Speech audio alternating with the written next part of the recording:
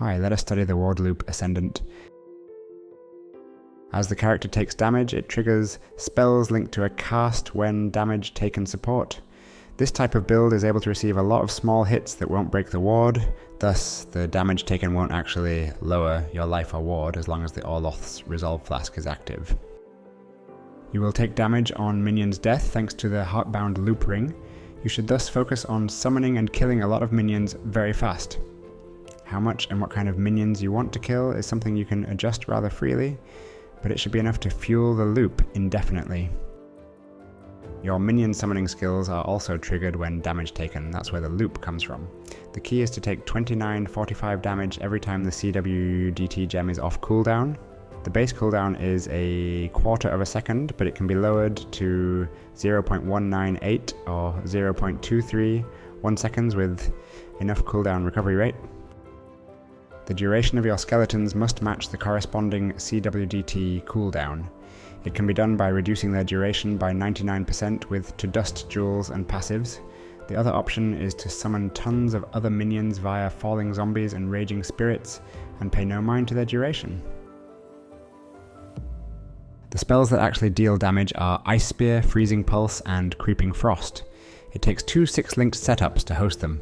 It's all cold damage, all of them are triggered around 5 times a second while you don't have to stop and cast them. That's the most appealing part of this build. The build's most pronounced defensive layer is its life recovery from life recoup. All this self-inflicted damage actually heals you, and with mana recoup it recovers mana rapidly too. It lacks any armor and possibly chaos resistance, so it's prone to large physical hits. Avoid them. It's an auto-bomber build, so you have the luxury of moving whenever you want, making it fast. Single target damage is as shown, quite good. It uses the Annihilating Light and various jewels to increase the damage. Check the prices of unique items like Faith Guard or Inda's Stand before you start. All other items are predictably priced, but still a bit expensive.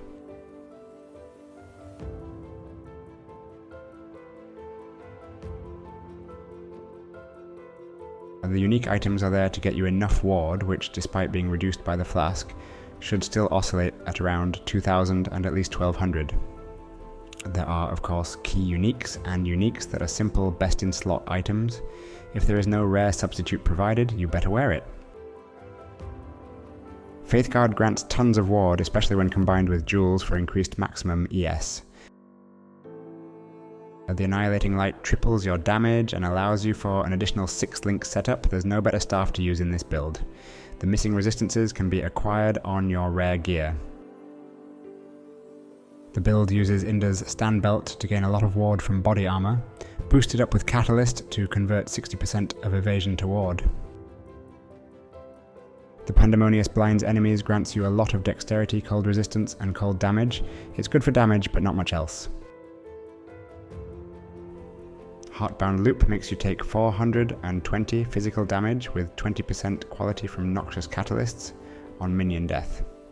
You may need only one of these if you're using the Forbidden Rite to take enough damage to keep the loop going, but it's much easier to assemble the build with 2 such rings. To Dust jewels can reduce the skeleton's duration. Combined with passives, it will reduce the skeleton's duration by 99%. That's 0.231 seconds. If you want less, allocate the Duration Mastery for 10% less duration. It's less, not reduced, so it won't bring it down to 0. Brutal Restraint. The Traitor Keystone grants 4 flask charges every 5 seconds per empty flask slot. Ideally you want just 1 empty flask slot, but you can have 2 if it's too hard to gain enough flask charges.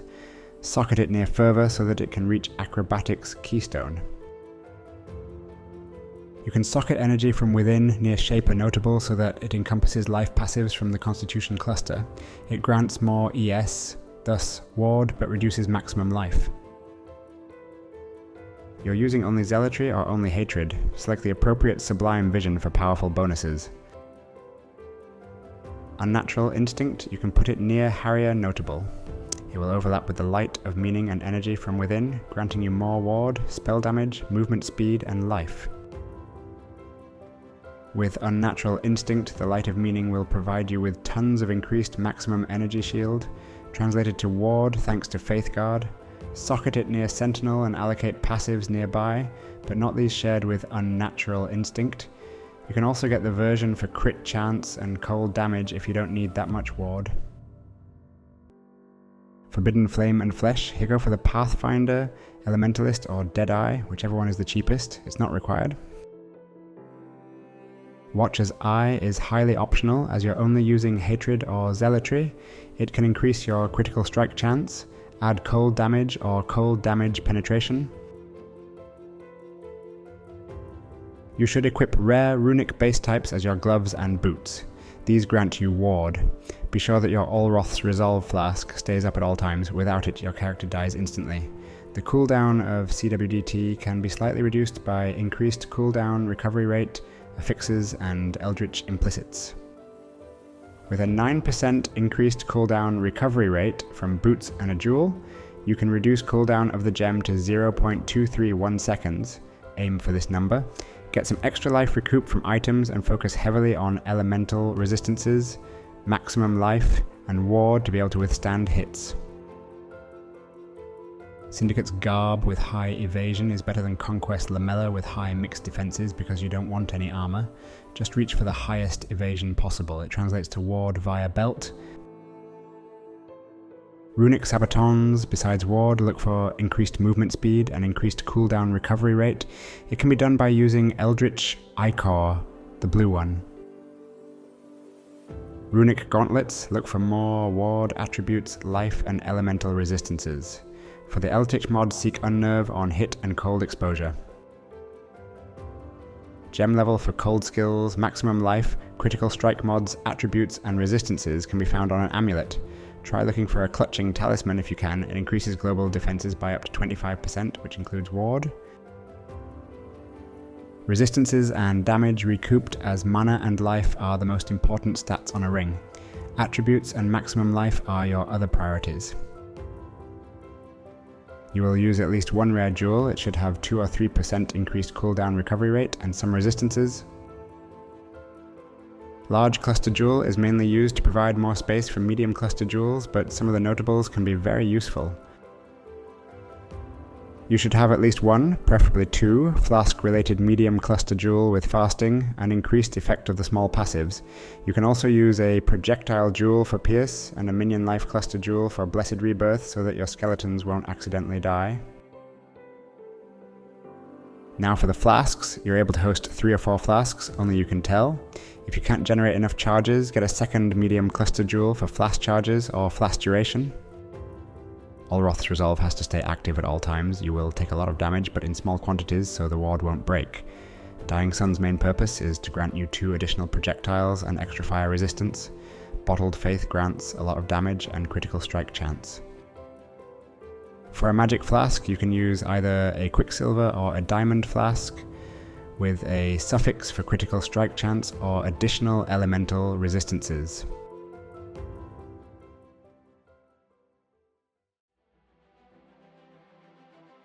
Ice Spear is one of the deadliest spells in the game, which deals simply massive DPS via multiple projectiles fired.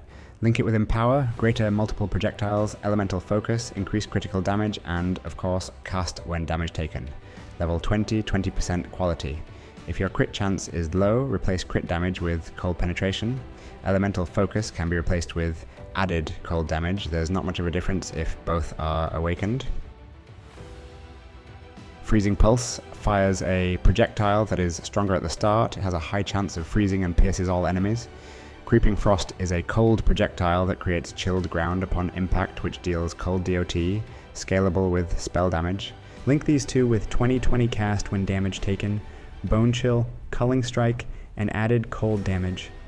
This setup is less damage focused than the Ice Spear one.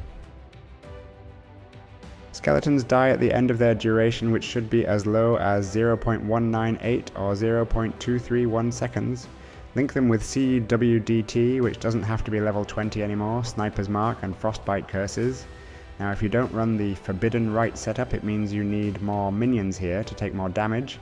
So if that's the case, add Raging Spirits and Zombies of Falling instead of Curses, and maybe even add gems for less duration to make them die faster. You can even make it a 6-link setup if you get rid of some gems from the freezing pulse / creeping frost setup. Keep Forbidden Right at level 1, you will take 40% of your maximum life as chaos damage per cast, which should be included in your calculations. That kind of damage requires a solid ward, so keep that in mind too. Link it with low level cast when damage taken, power charge on critical and phase run. Phase run increases your movement speed, grants you stealth and phasing. Flame Dash, a movement spell you can use to move faster and dodge attacks. For a brief moment, Vaal Righteous Fire increases your spell damage used during boss fights. Do not link it to any CWDT that would trigger it. You may also use regular Righteous Fire if you can sustain it. Hatred grants you more cold damage. It can be exchanged for Zealotry if you struggle with critical strike chance, but in most cases Hatred will be a better option. Link it with Eternal Blessing support. You need all your mana to be unreserved. Kill all 3 bandits from Act 2 for 2 additional skill points. Soul of Lunaris is a good pick for a major god, but only if you're freeze immune, which you probably are not. Soul of the Brine King seems like the better option if that's the case. For the minor god you have quite a few suitable options to choose from. Soul of Yugal may be good if you can manage to fully reduce the reflected damage. Shikari is preferable if you struggle with poison. Ralakesh if it's the bleed that kills you. In any other case, select Garakan. It reduces the effect of shock on you and makes you less likely to be one-shotted. The passive skill tree is made to host 1 or even 2 large cluster jewels. One of your starting points is at the center of a skill tree, where you will socket some of the radius jewels in such a way that they will overlap. You're also able to start where the witch does, as there are passives you want as well. The tree provides you with maximum life, dexterity, spell cold damage, elemental resistances, mana recoup, spell suppression, and flask related nodes. Reduced duration is to be picked if you rely entirely on skeletons as your minions. Your keystones are Magebane, Mind Over Matter, and Acrobatics, which is later transformed into the Traitor. Your masteries are Mana Mastery for Mana Recoup, Critical Mastery for Crit Multiplier against bosses, Staff Mastery for 30% increased defenses, and if your body armor has no life mods, 15% increased maximum life as a life mastery. The build requires a lot of calculating before assembling, so be sure to check the text guide, linked in the description, where we describe the dependencies between duration, cooldown, and damage taken in much more detail. See you soon.